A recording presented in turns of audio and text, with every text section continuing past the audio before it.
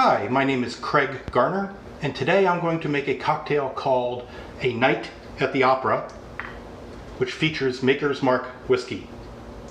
For this cocktail you'll need Campari, a sweet vermouth, Licor 43, Maker's Mark, and chocolate bitters.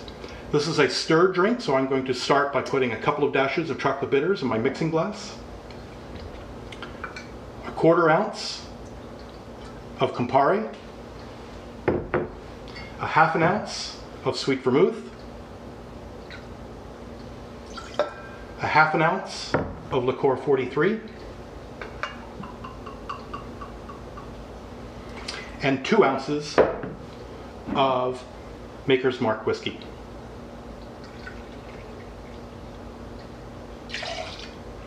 I'm going to add ice to my mixing glass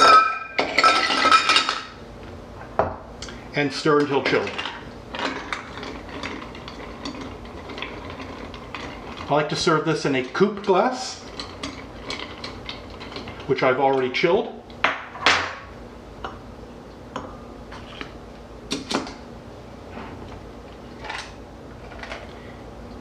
And for garnish, I like to express the oils of a lemon peel over the top.